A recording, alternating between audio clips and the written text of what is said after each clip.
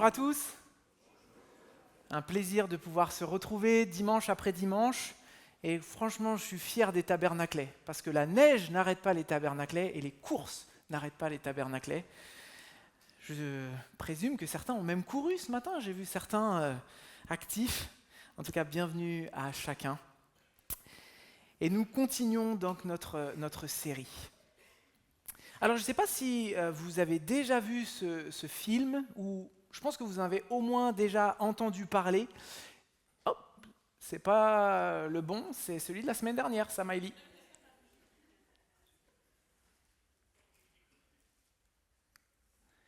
On va faire ça, c'est pas grave.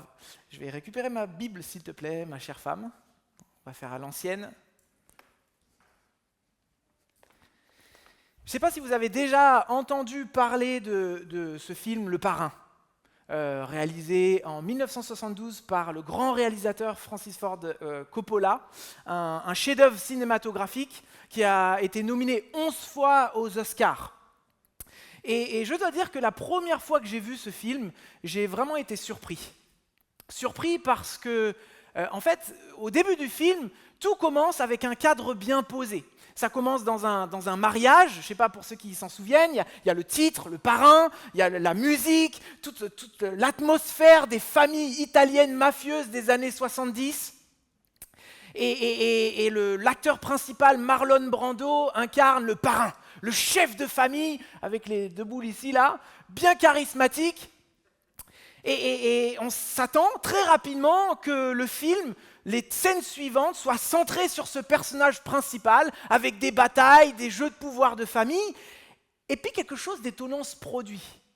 Parce que le zoom qu'on pensait allait être sur le chef de famille se déplace et se dirige vers un de ses fils, qui ne veut même pas être intégré dans toutes ces histoires-là, et qui se retrouve au milieu de l'histoire, et il va incarner le sens profond de l'histoire. Et quand on voit ça, ça surprend, on dit, mais attends, il y a une erreur de narration, ou qu'est-ce qui se passe?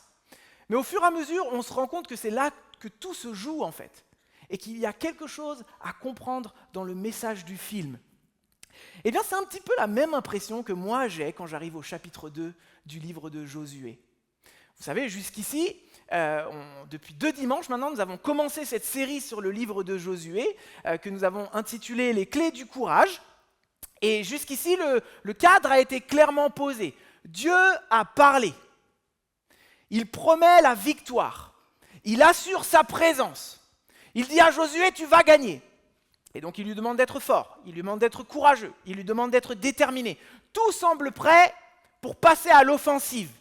Et on s'attend naturellement qu'au chapitre 2, tout s'accélère. Qu'on puisse voir une victoire éclatante, tonitruante, qu'on puisse voir Josué mis en avant avec toute sa force et tout son courage. Et puis le chapitre 2, le zoom change et surprise, pas de bataille, pas de muraille qui tombe, pas de Josué en action, mais une mission de reconnaissance avec la rencontre d'une femme prostituée. Qu'est-ce qui se passe là? Mais ce n'est pas une erreur de narration. Dieu veut nous apprendre quelque chose. Alors je vous invite à ouvrir la parole de Dieu. Alors c'est très bien qu'il y ait un problème technique. Merci Maïli. Ça va obliger les gens à ouvrir leur Bible. Et donc je vous invite à ouvrir vos Bibles dans Josué. Donc Josué, pour ceux qui ne le savent pas, c'est dans l'Ancien Testament, le 6e livre de la Bible. Et donc nous avons vu le chapitre 1 ensemble, et nous allons voir le chapitre 2. Alors, ça va être une lecture longue. Donc, ayez bien le texte sous vos yeux, et ensuite on va le commenter. Mais soyez attentifs parce qu'il y a une longue lecture. De Chittim, Josué, fils de Nun, envoya secrètement 2 hommes chargés d'une mission de reconnaissance. Il leur donna cette consigne. Allez explorer le pays, en particulier la ville de Jéricho. Ils partirent, et arrivés à Jéricho, ils entrèrent dans la maison d'une prostituée nommée Rahab, et y passèrent la nuit. On prévint le roi de Jéricho que des Israélites étaient arrivés là pendant la nuit pour reconnaître la région. Alors il envoya dire à Rahab, « Livre-nous les hommes qui sont venus chez toi et qui logent dans ta maison, car ils sont venus pour espionner tout le pays. » Mais la femme emmena les 2 hommes et les cacha, Puis elle répondit, oui, effectivement, il y a des hommes qui sont venus chez moi, mais j'ignorais d'où ils étaient. Et comme on allait fermer la porte, ils sont repartis à la tombée de la nuit, et je ne sais pas où ils sont allés. Allez, dépêchez-vous de les poursuivre, car vous pouvez encore les rattraper. En fait, elle les avait fait monter sur le toit en terrasse de sa maison, et les avait cachés sous un tas de tiges de lin qu'elle avait rangées là. Les envoyés du roi se lancèrent à leur poursuite sur le chemin qui mène au gué du Jourdain. Et dès qu'ils eurent quitté la ville, on referma la porte derrière eux. Rahab monta sur la terrasse et vint trouver ses hôtes avant qu'ils ne se couchent. Elle leur dit, « Je sais que l'Éternel vous a donné ce pays. La terreur s'est emparée de nous et tous les habitants de la région sont pris de panique à cause de vous. Car nous avons entendu que l'Éternel a mis à sec les eaux de la mer des roseaux devant vous lorsque vous êtes sortis d'Égypte. Nous avons appris comment vous avez traité les 2 rois des Amoréens, Sihon et Og, qui régnaient de l'autre côté du Jourdain pour les vouer à l'Éternel en les exterminant. Et depuis que nous avons entendu ces nouvelles, le cœur nous manque et personne n'a plus le courage de vous tenir tête. En effet, c'est l'Éternel votre Dieu qui est Dieu en haut dans le ciel et ici-bas sur la terre. Maintenant, je vous prie, jurez-moi par le nom de l'Éternel qu'en reconnaissance pour la bonté que je vous ai témoignée, vous aussi vous traiterez ma famille avec la même bonté. Et donnez-moi un gage certain que vous laisserez la vie sauve à mon père, à ma mère, à mes frères et sœurs et à tous les membres de leur famille et que vous empêcherez que nous soyons mis à mort. » Les 2 hommes lui répondirent, « Notre vie répondra de la vôtre, pourvu que tu gardes le secret de cet engagement entre nous. Lorsque l'Éternel nous donnera ce pays, nous serons fidèles à notre promesse et nous te traiterons avec bonté. » Or, la maison de Rahab était construite dans le mur même des remparts de la ville, et elle habitait ainsi sur le rempart. Ainsi, elle put faire descendre les 2 hommes par la fenêtre au moyen d'une corde. « Dirigez-vous vers les collines, leur recommanda-t-elle, pour échapper à ceux qui vous poursuivent, et cachez-vous là pendant 3 jours jusqu'à ce qu'ils soient de retour. Après cela, vous pourrez reprendre votre route. » Les 2 hommes lui dirent, « Voici de quelle manière nous allons nous acquitter du serment que tu nous as fait prêter. Lorsque nous entrons dans ton pays, attache ce cordon rouge à la fenêtre par laquelle tu nous as fait descendre, puis réunis dans ta maison ton père, ta mère, tes frères et toute ta famille. Si l'un d'eux franchit la porte de ta maison pour aller dehors, il sera seul responsable de sa mort et nous en serons innocents. Par contre, si l'on porte la main sur l'un de ceux qui seront avec toi dans la maison, c'est nous qui porterons la responsabilité de sa mort. Toutefois, si tu divulgues cet engagement entre nous, nous serons dégagés du serment que tu nous as fait prononcer. » Elle répondit, « D'accord, que les choses soient comme vous l'avez dit. » Puis elle les fit partir, ils s'en allèrent. Aussitôt, elle attachait un cordon rouge à sa fenêtre. Les 2 hommes gagnèrent les collines et s'y tinrent cachés pendant 3 jours, jusqu'à ce que la patrouille lancée à leur poursuite soit de retour. Elle avait battu toute la région le long de la route sans les trouver. Alors, les 2 hommes firent demi-tour, descendirent des collines et traversèrent le Jourdain. Ils vinrent trouver Josué et lui racontèrent tout ce qu'ils avaient constaté. « Certainement, l'Éternel nous livre tout le pays, lui dirent-ils, car déjà toute la population de la région est prise de panique à cause de nous. » Ce matin, je vous propose de regarder la parole de Dieu sous 2 perspectives. Tout d'abord, la victoire préparée et ensuite la grâce révélée. Alors la victoire préparée, il y a une décision surprenante. Et c'est ce que je vous ai dit un petit peu en introduction, c'est que la première question qu'on peut se poser en lisant Josué 2, c'est « Mais Josué, qu'est-ce que tu fais en fait ?» Dieu vient de lui promettre la victoire. Il a assuré sa présence. Il lui a dit « Je serai avec toi, je vais marcher avec toi. » J'ai dit « Je serai avec toi comme j'étais avec Moïse. » Et donc la seule chose qu'on a envie de dire à Josué, on lui dit « Vas-y, attaque Josué, attaque !» Mais qu'est-ce qui se passe ? Verset 1. Il envoya secrètement 2 hommes chargés d'une mission de reconnaissance. Pas de charge héroïque, pas d'attaque frontale. Alors, la question qu'on peut se poser naturellement, c'est « Josué, tu manques de foi ou quoi ? Josué, pourquoi tu n'as pas attaqué ?» Ou on pourrait se dire « Mais est-ce que Josué doute de la promesse de Dieu ?» Non, Josué ne doute pas de la promesse de Dieu. En fait, il a bien compris ce que c'était la foi, le Josué. Et quand on voit ce texte, au début, à aucun moment, Dieu n'approuve pas cette mission de reconnaissance. Un silence approbateur. Alors bien sûr, dans la Bible, ce n'est pas à chaque fois que Dieu est silencieux que ça veut dire qu'il accepte ce qui est fait, soyons clairs. Mais là, on se rend compte que dans le livre de Josué, dans les livres juste après, à chaque fois que Josué ne fait pas ce que Dieu a demandé, Dieu le reprend. Et là, Dieu ne reprend pas Josué.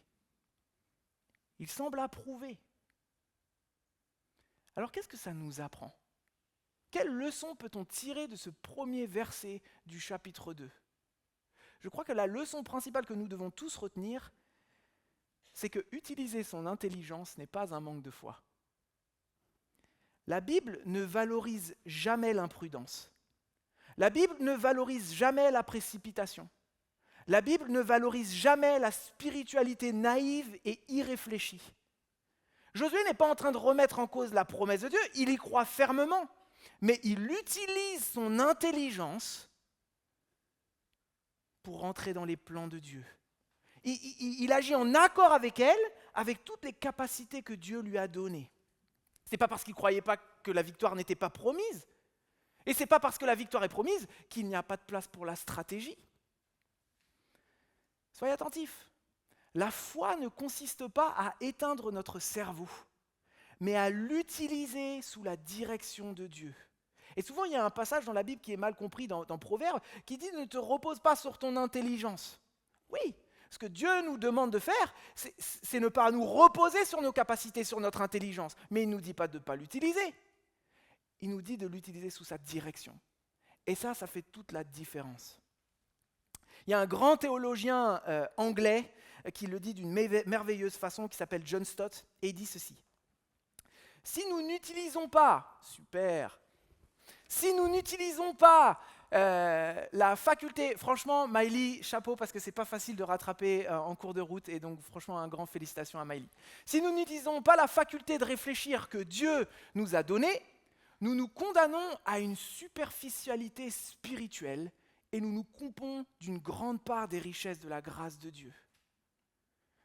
Alors peut-être que certains, vous ne comprenez pas les grandes phrases de théologiens, un peu complexes, et donc je vais vous en donner une autre bien plus simple. Lorsque j'étais adolescent et que je faisais preuve de légèreté, quelqu'un m'a dit quelque chose. C'est non pas un théologien, mais ma mère.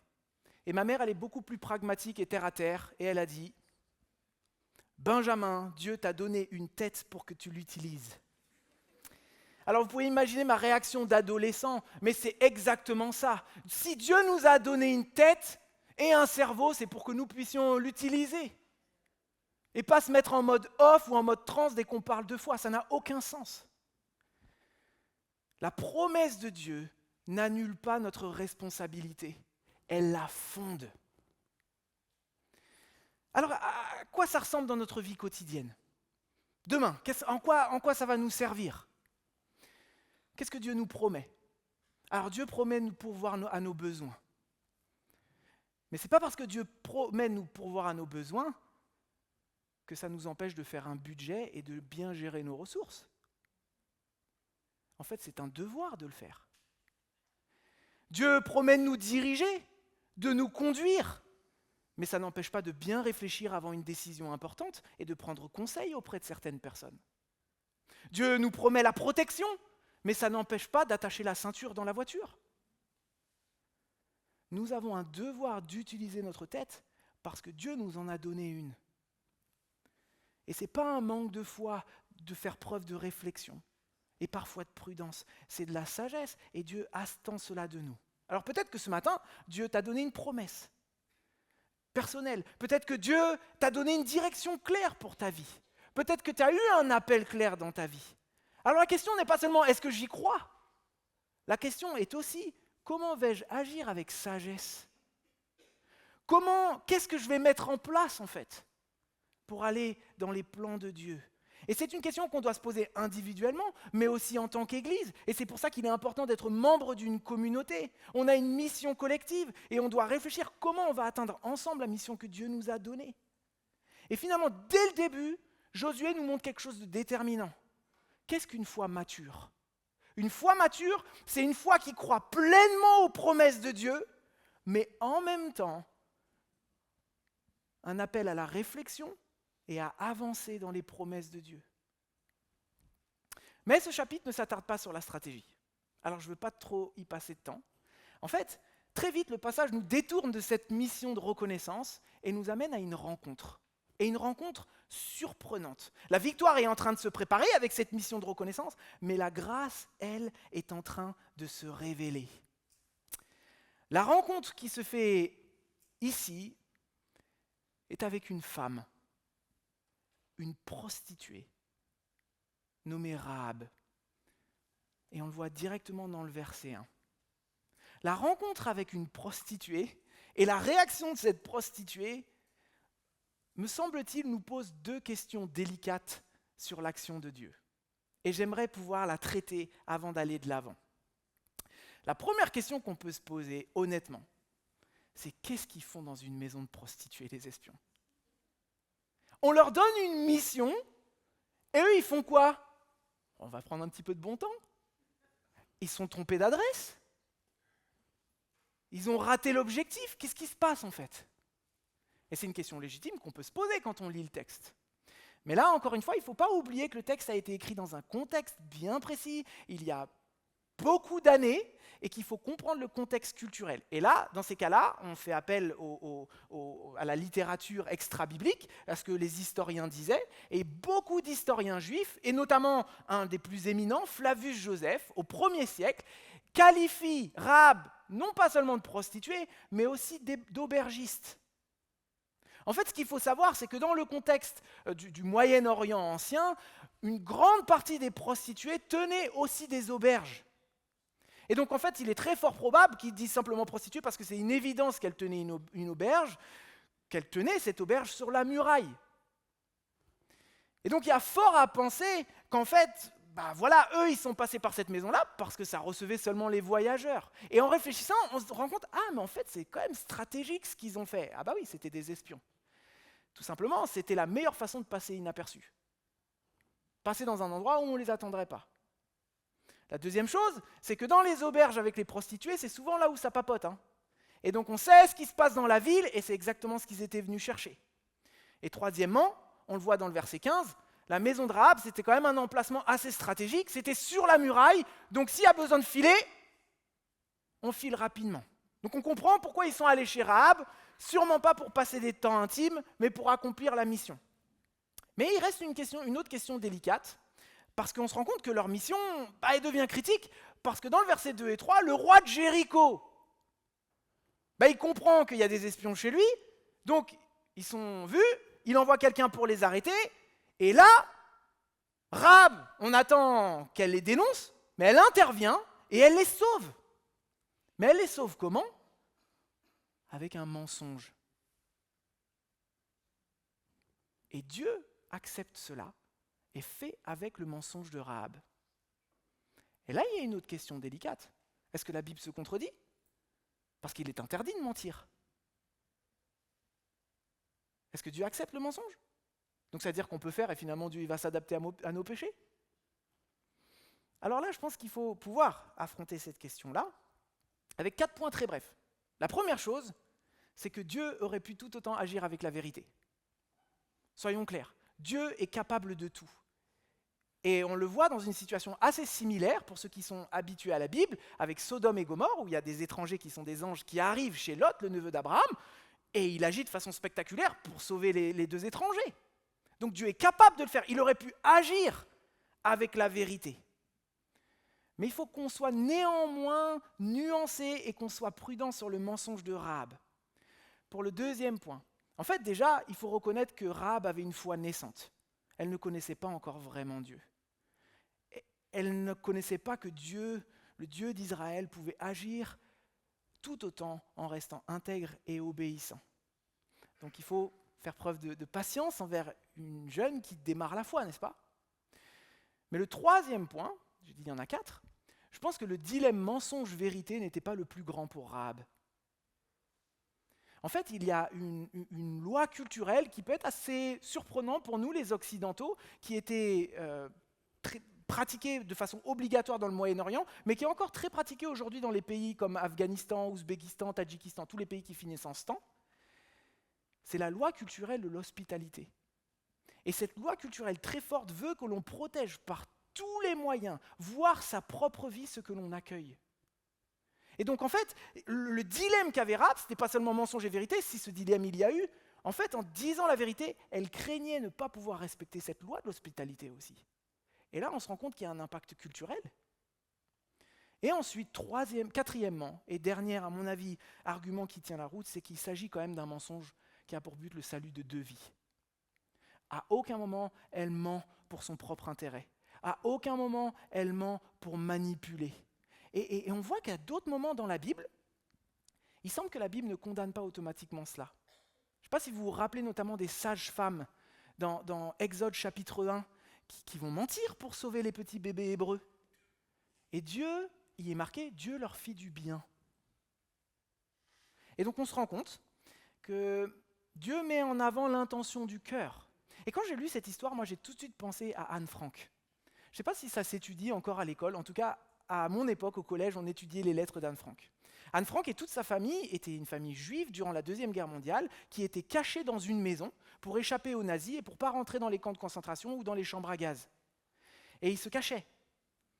Et la famille d'Anne Frank a dû dépendre de quelques personnes courageuses, mais aussi généreuses, qui pourvoyaient à leurs besoins et qui mentaient aux nazis pour pas qu'ils se fassent attraper et tuer. Est-ce qu'on va condamner cette famille qui a menti pour les protéger des nazis ? Difficile, n'est-ce pas ? Je pense que ce parallèle nous aide à répondre à cette question délicate en comprenant que la vie réelle est parfois moralement complexe. Et c'est pas toujours noir ou blanc, parfois il y a du gris et qu'il faut être mesuré. Donc c'est pas si simple, soyons prudents sur l'évaluation de cette situation, mais attention, n'allez pas dire demain le pasteur a dit qu'on pouvait mentir. Rahab agit dans un cas bien précis, avec courage, foi naissante, et Dieu honore son cœur.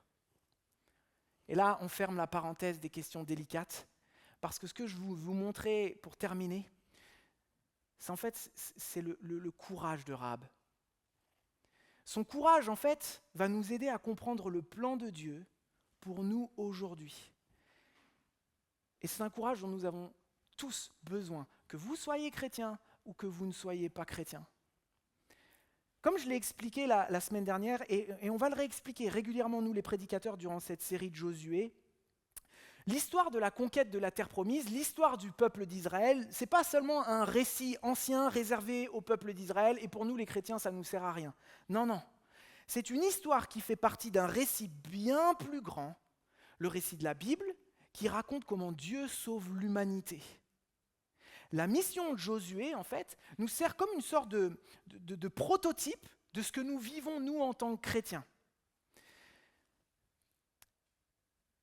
En fait, depuis la création, juste pour que vous puissiez comprendre le tableau global, depuis la création, quand Dieu a créé la terre, les hommes, les femmes et tout ce qui s'y compose, et que l'humanité s'est rebellée contre Dieu en disant « nous, on veut décider ce qui est bon pour nous », Dieu a eu un seul et même projet jusqu'aujourd'hui. C'était sauver les hommes qui veulent le suivre, sauver ceux qui veulent vivre ce pourquoi ils ont été créés, les rassembler et vivre parmi eux. C'était son plan dès le début. Avec le peuple d'Israël, il l'a fait à petite échelle, et aujourd'hui, il le fait à une échelle universelle. Et donc, du coup, comme il l'a fait à petite échelle avec Israël, mais ça reste le même plan, nous pouvons tirer des leçons de comment Dieu est, sa nature, ce qu'il veut, ce qu'il fait, pour que nous-mêmes, nous puissions l'appliquer dans notre grande échelle spirituelle que nous avons en Jésus. Et là, d'un seul coup, on peut comprendre que, à travers le courage de Rahab, on va comprendre le courage dont on a besoin. La première perspective du courage de Rahab, c'est le courage d'admettre. Rahab est une habitante de Jéricho, une habitante de ces fameuses villes fortifiées. Et son peuple, ce n'était pas un peuple faible, et ce n'était pas des victimes. C'était un peuple cruel.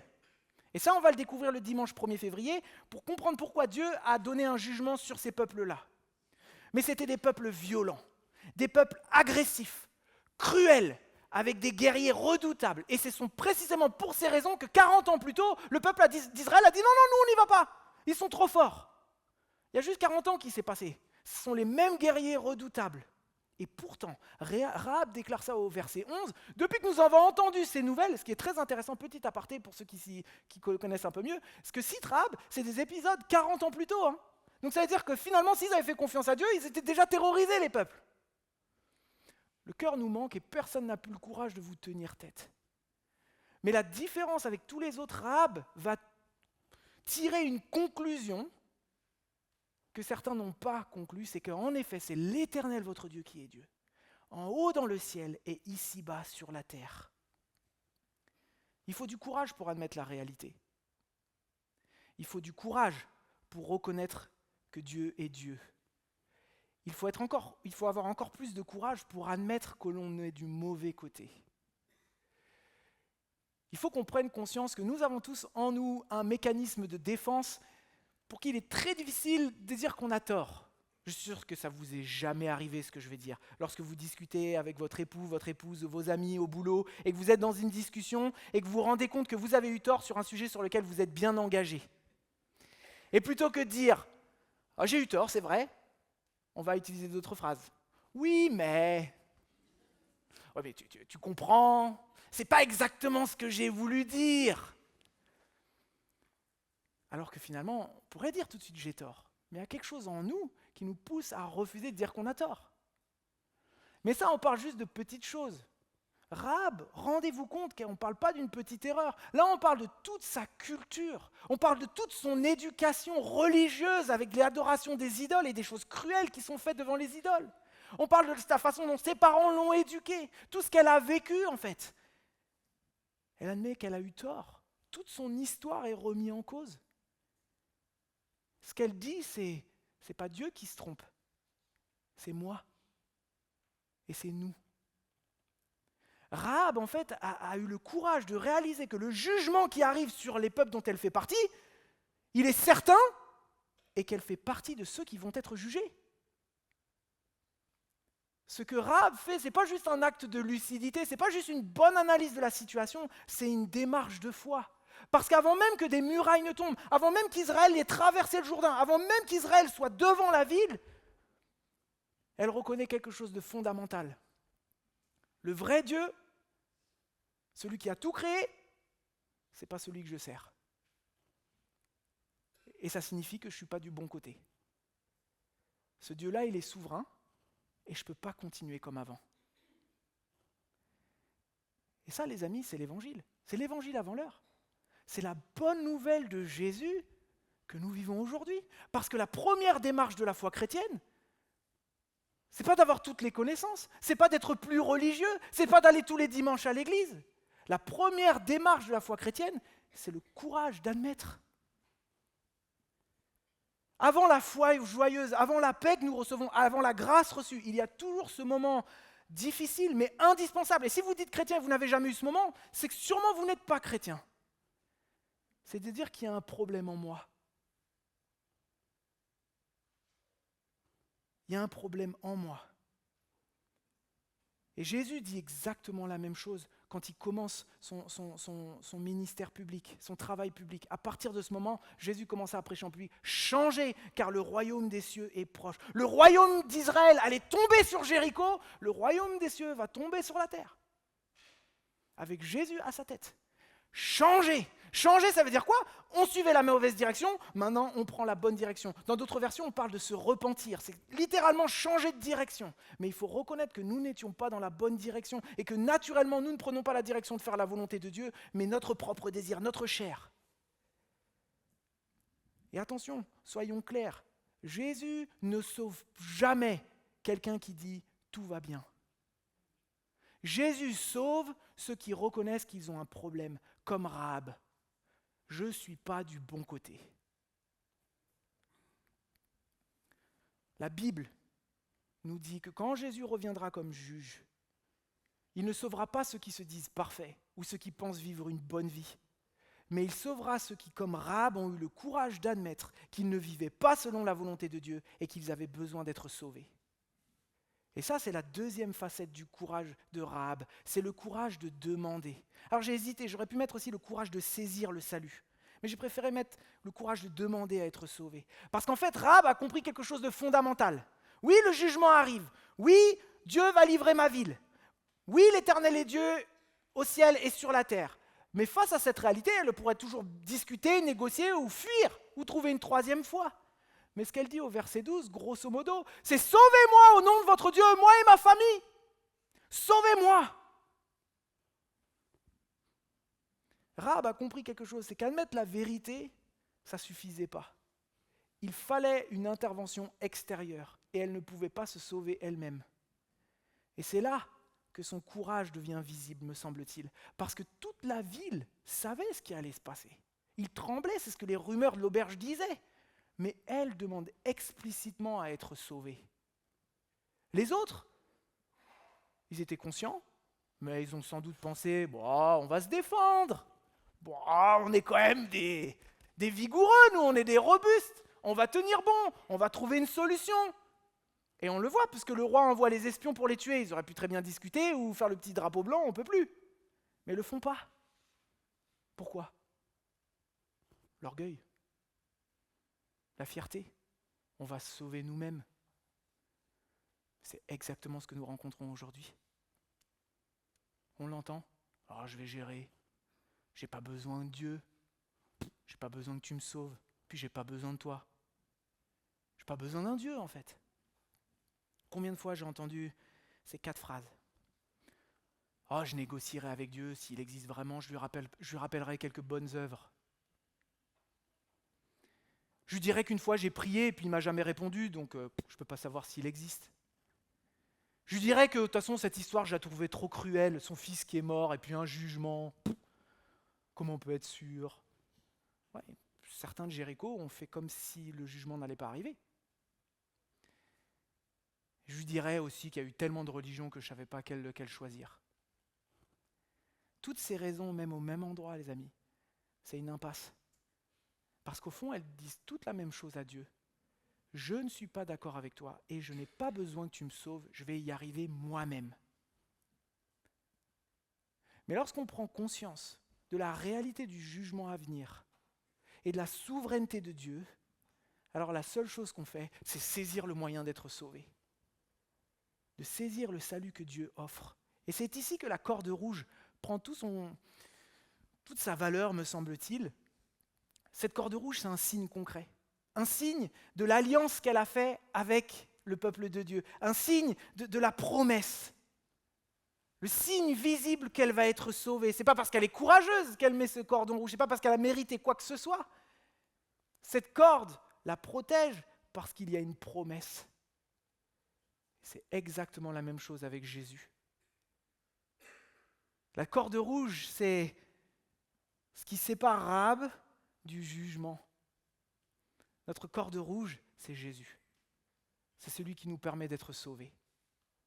Alors certains commentateurs, je serai plus prudent, vont dire que le rouge fait référence au sang de Jésus. Bon, possible.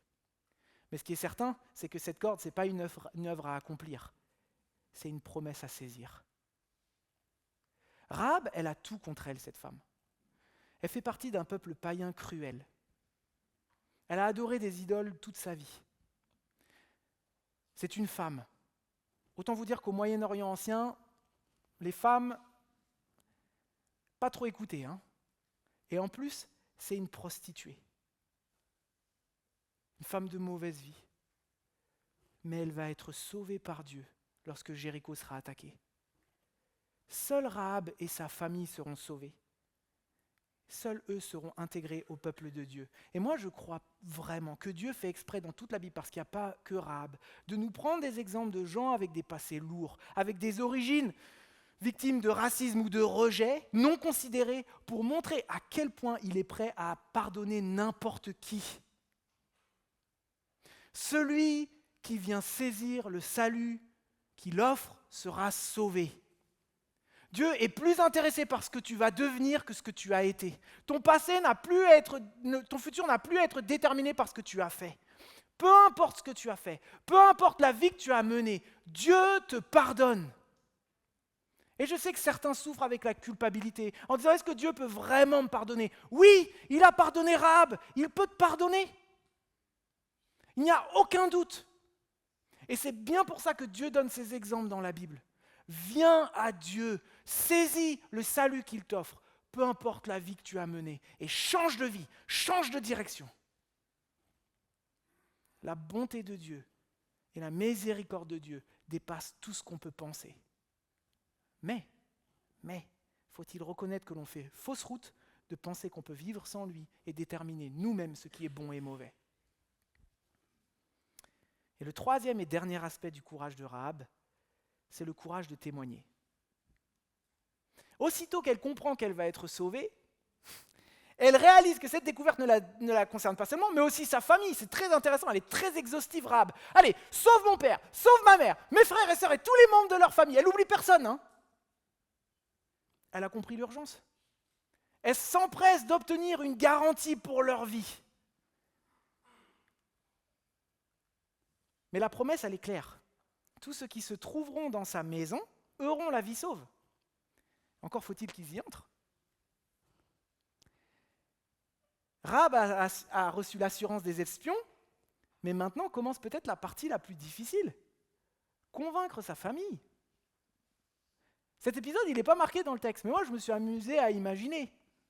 Imaginez qu'il y a une femme dans votre famille, une prostituée qui a déçu toute votre famille, avec une mauvaise réputation, qui a sali votre nom de famille, qui vient vous voir, c'est bon, j'ai trouvé le moyen d'être sauvé. Bon, quitte-la, je ne veux pas t'écouter. Imaginez là voir son grand frère. Elle dit, viens, j'ai trouvé un moyen d'être sauvé. Mais attends, ça va Rahab ou quoi? Tu t'es vu? Tu penses que Dieu, s'il voulait sauver quelqu'un, ce serait par toi qui passe? Arrête de dire n'importe quoi. Imaginez-la voir sa sœur, et sa sœur qui dit à son mari, allez, on va avec Rahab. Mais attends, tu connais ta sœur ou pas là? Elle couche avec n'importe qui, et en plus on lui donne de l'argent. Pas facile la mission de Rahab. Rahab ne semble pas être à la hauteur de l'annonce. Elle semble ne pas être assez crédible pour annoncer aux autres. Pourtant, Dieu l'a choisie, elle. Combien de fois on ne se sent pas à la hauteur d'annoncer le salut de Dieu? Je n'ai pas les capacités. Je ne suis pas qualifié. Il ne va pas m'écouter. Oh, c'est mon patron. Il n'écoutera jamais un employé. Mais Dieu t'a choisi toi. Dieu t'a choisi toi. Et le salut, il est aussi simple que celui que Rahab a dit, sauf qu'on change juste les sujets. Le royaume de Dieu vient. Dieu va juger. Saisis la corde. C'est Jésus. Pas besoin de 36 000 mots pour expliquer le message de la bonne nouvelle, que nous avons un moyen de faire face au jugement de Dieu en nous sortant sauvés. Et ce seul moyen, c'est la corde rouge, c'est Jésus-Christ. Alors vous pouvez imaginer le zèle de Rahab, l'urgence réelle. Elle va se moquer de ce que son frère et sa sœur vont dire. Elle va persévérer parce qu'il y a des vies en jeu. Et elle ne va pas lâcher l'affaire. Et elle va réussir.